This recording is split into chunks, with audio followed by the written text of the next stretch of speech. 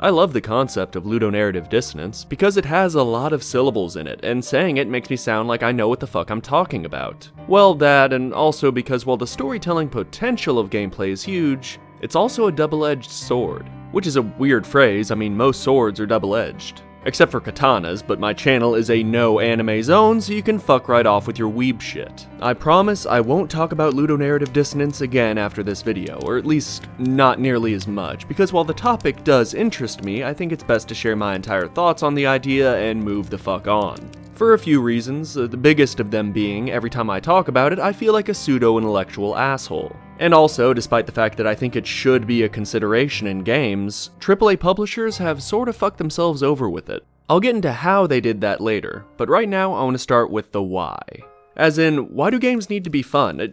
Hold on, hold all questions until the end please, just hear me out. Designing a game to be fun above all else is absolutely valid because at the risk of sounding a little too intellectual, fun things are fun. I've been playing a bit of Thumper recently and it is quite possibly the most shallow game I've ever played, but it's also fucking fantastic.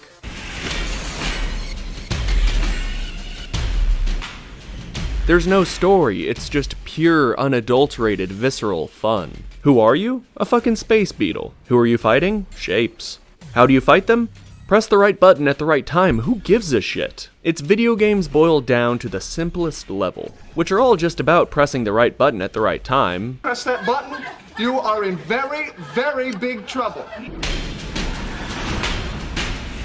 I'm gonna bring up Doom Eternal for the millionth time and once again say, it's basically just 42 gigabytes of dopamine and I fucking love it. The story is barely present, and what is there is fun. It's goofy. There's actually some symbolism about how religious leaders abuse their power, but it's some blink and you miss it type shit. Doom Eternal has something to say, sure, but it says it quietly, and just lets the combat breathe. It doesn't beat you over the head with it and pretend that it's deep. Thumper and Doom Eternal should be fun. I'd say most games should be fun. My problem is with the video game equivalent of Oscar bait. The game that says, oh, this is a serious story for adults. This isn't goofy fun, oh no, this is mature. Then, after the serious, gritty cutscenes end, it's just another fun fucking shooter. Have you seen Blue Ruin? It's basically a revenge story. A man seeking revenge against a family of rednecks for the death of his father. Dwight, the protagonist, believes his father's killer to be a man named Wade. Because he's a redneck, of course his name is Wade. He tracks him down to a bar and waits in the bathroom with a knife. And he gets revenge. When he tries to cut the tires of the family's limo, he cuts his own hand. When he tries to start his car to leave, he finds out he left his keys behind. So he steals the family's limo, before finding one of the family members still in it. Did you hurt Wade? Yeah. Wade hurt my parents. I don't think he did.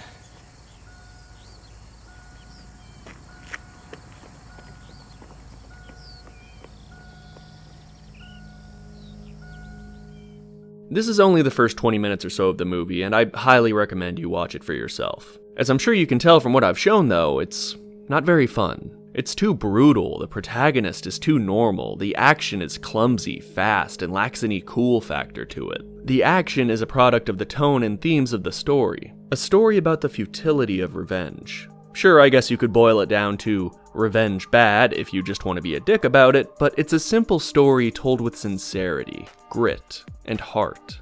If the action was really fun, like John Wick, then the message of the movie would have been confusing. Dwight destroying himself in pursuit of vengeance wouldn't have worked. The story would have told me that revenge is bad, while the action would have told me that revenge is fucking sick, and I should totally go do some.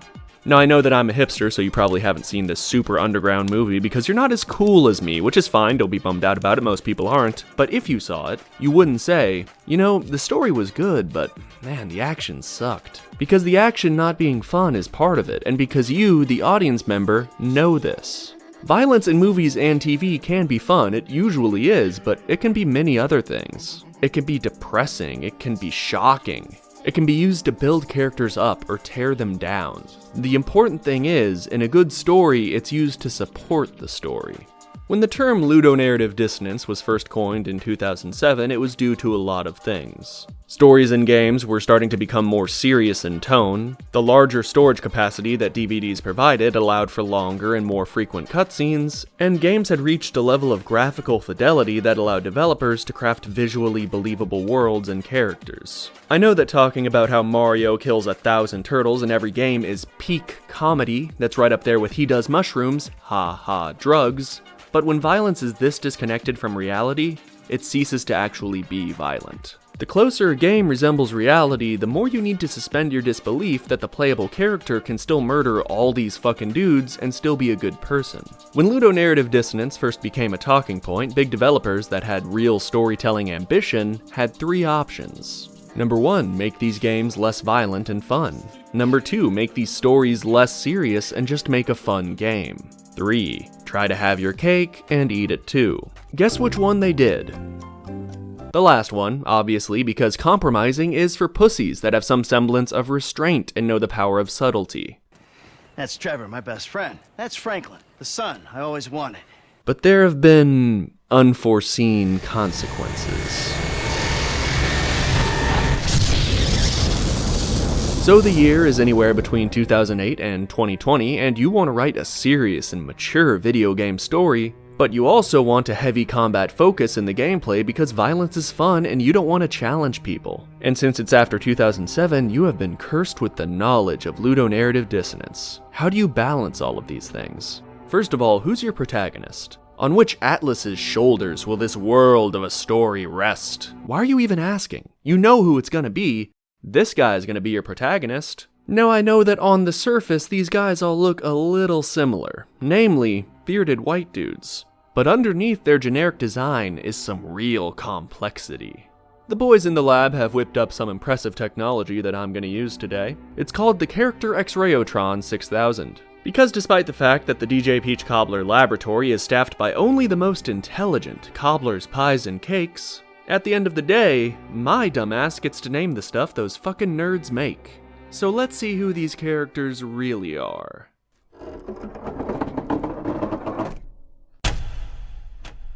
Yep, just as I suspected. They're all the same fucking dude. Now you're probably attached to at least one of these guys, and I know I am. And I will concede that they don't all have the same tragic backstory, but they're essentially the same character. They're all gruff and tough bastards with a heart of gold and a tragic backstory and a quick trigger finger that rests upon a well-worn gun with a golden skin because they got the pre-order bonus. This is it. This is your protagonist, but why?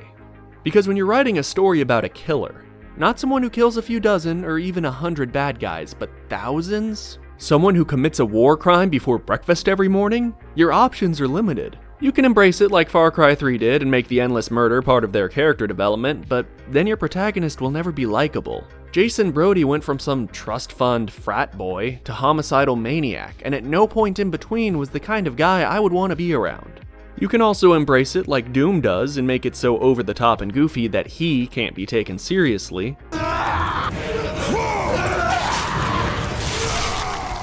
But this has the consequence of the player not taking the story seriously, so people won't see your writing for the true art that it surely is. You can go the Half-Life route and just have a silent protagonist, but this of course has the consequence of the story not really being about the protagonist, rendering a character study impossible, and of course that's just too video gamey, and all Oscar bait games have to be quietly ashamed of the fact that they're video games. But if you want to write a serious, down-to-earth story about realistically realized characters in emotionally grounded situations that is also not challenging at all because thoughts are scary, they have to be likable, hence the heart of gold. Do you see? However, endless slaughter is not something the average man is capable of. You put a gun in my hand, drop me in Colombia, and tell me to bring you the girl and wipe away the debt, I'd be dead the second they spotted that AD on my hand. No, your average man cannot kill thousands. Not even on an emotional level, just a physical one. Your protagonist must be a hardened killer, hence bastard, with a troubled past. Do you see? Yes, I see! And in order to make the story have the illusion of depth and allow the game to indulge in constant violence, the main character must achieve redemption through slaughter. The lesson of the story must not be that killing is bad, but only that the protagonist has been killing the wrong people. Do you see? Oh god! I'm so bored! Somebody help me! Do you see the constraints? A character is defined by their journey, but only one type of journey is possible with that character. And that's a redemption arc. I love stories with depth. I love shallow stories that are just fun. My problem is with the appearance of depth. The story that claims to be a dark, gritty exploration of the human condition and the cost of violence, but at the end of the day is just another game about killing an endless succession of dudes. A main character who's haunted by his violent past, yet still redeems himself by killing a bunch more dudes because the game is struggling to justify the gameplay. AAA developers have tried to consider ludonarrative dissonance in their stories, but this has resulted in damn near every video game protagonist being the same fucking dude doing the same fucking thing. So you know what? Stop. Just fuck it. Leave interesting mechanic-driven storytelling and the chasing of ludonarrative harmony to smaller developers. Because you clearly will only ever do the bare minimum, and this is always the result of the bare minimum. The bare minimum from a storytelling perspective, to be clear. An insane amount of time and effort clearly goes into these games, but that's sort of what makes it so awful that they all say the same thing. The Last of Us 2 tried to tell a different story with these same mechanics. It tried to kill the bastard with a heart of gold and show your enemies humanity. But while the game does force you to stop and consider what you're doing to your enemies, it's still fun. I could go on and on as to why that is, but I'll leave it at, there are explosive arrows. Both the combat and story lack restraint and subtlety. The story tells you what to think, and the combat is too fun to allow the themes of the story to really land. But I respect the attempt. I mean, I know that giving a game a "you tried" ribbon isn't exactly high praise, but I was just happy to play a game that claims to have a dark, gritty, and complex story that isn't just bad angry man becomes good angry man. The AAA game that tries to tell a serious, grounded, and gritty story always tells the same story because they refuse to compromise on fun. Because they're afraid to make a game that not everyone wants to play and end up limiting the type of story they can tell. These games are limited because the AAA game, no matter how deep it appears to be, must always be fun, and it must always be violent. And this limits the ways they can use violence, the types of characters they can use, and the journey that character can go on. The Oscar bait game isn't deep, it's lazy. It makes games look like they only can tell one type of story, and are just movies with shooters between each scene. And until they do something else, that's all they ever will be.